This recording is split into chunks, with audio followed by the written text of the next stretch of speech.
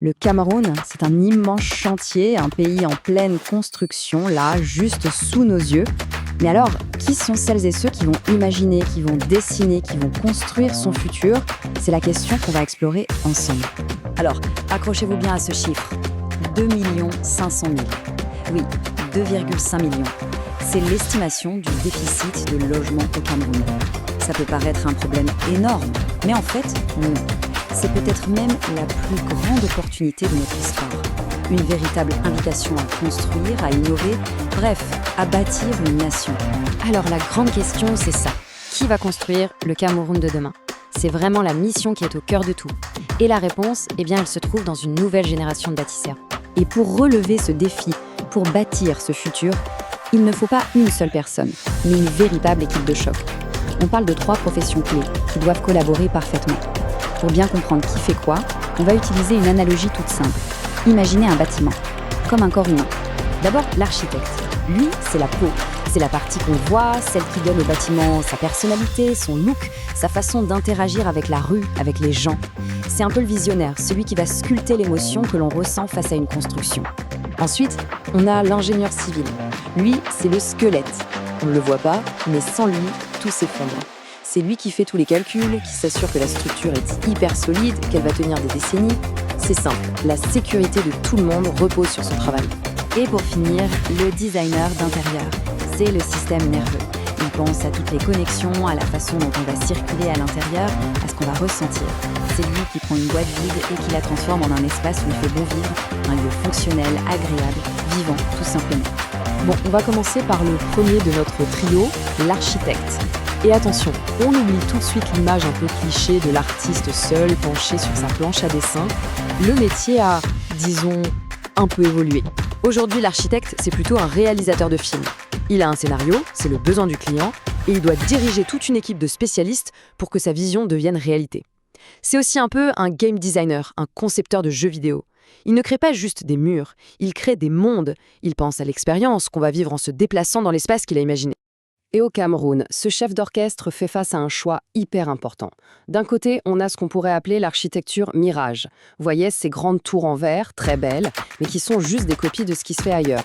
Le problème, elles sont totalement inadaptées à notre climat. Ce sont des vraies fournaises qui consomment une énergie folle en clim.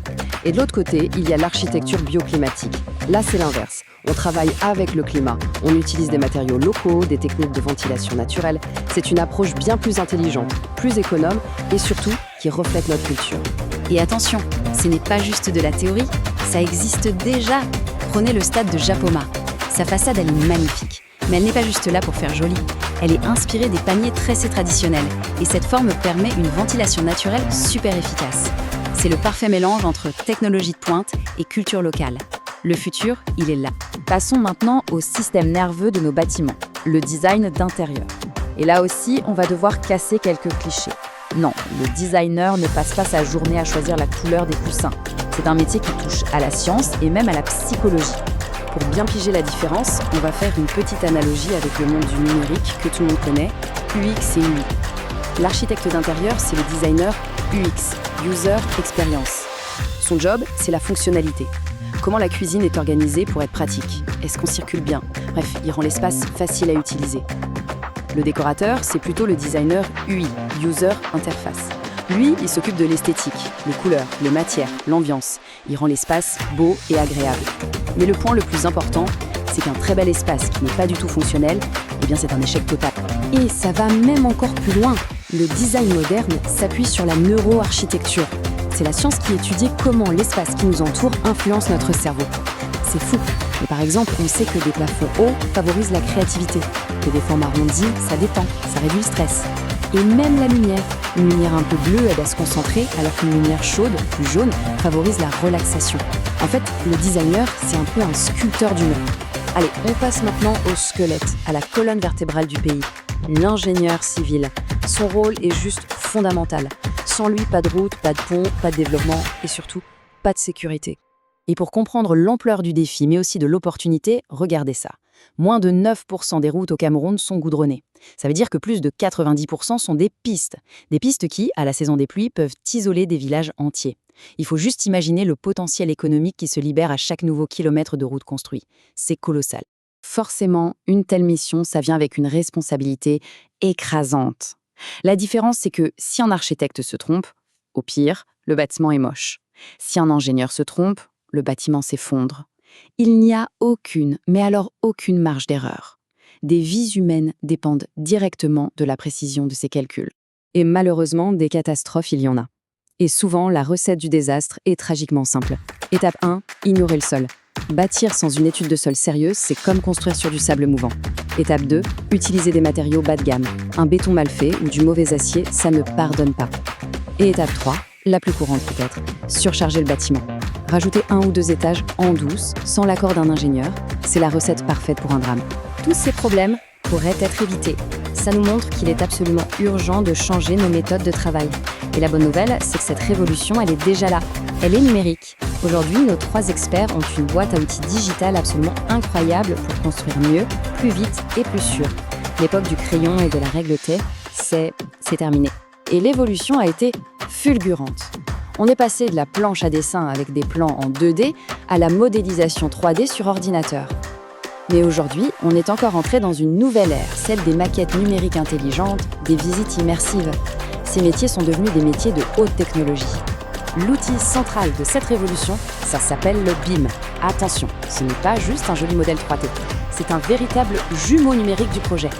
Dans ce modèle, chaque élément est intelligent. Un mur sait de quoi il est fait, combien il coûte, quelle est sa résistance. Ça permet de détecter les problèmes à l'avance, par exemple un tuyau qui passe en plein milieu d'une poutre porteuse, avant même de creuser les fondations. C'est la fin des erreurs qui coûtent une fortune sur le chantier. Et puis, on pique carrément les outils du monde du jeu vidéo. Avec des logiciels comme Unreal Engine, on peut créer des visites en réalité virtuelle. Le client met un casque VR et il peut se balader dans sa future maison, son futur bureau. Il se rend compte des volumes, de la lumière. On ne vend plus juste un plan sur papier, on fait vivre une expérience. Et évidemment, comment ne pas parler de l'intelligence artificielle ? L'IA n'est pas là pour remplacer les humains, mais pour être une sorte de copilote ultra puissant.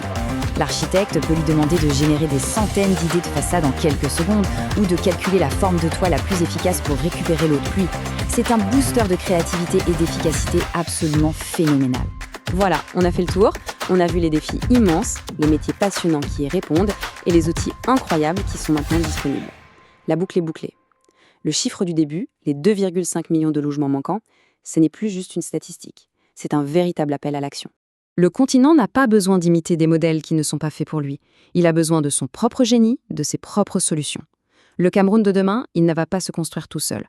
Le terrain est là, les outils sont prêts. Alors la question finale, c'est celle-ci. Le chantier est ouvert, qui est prêt à bâtir ?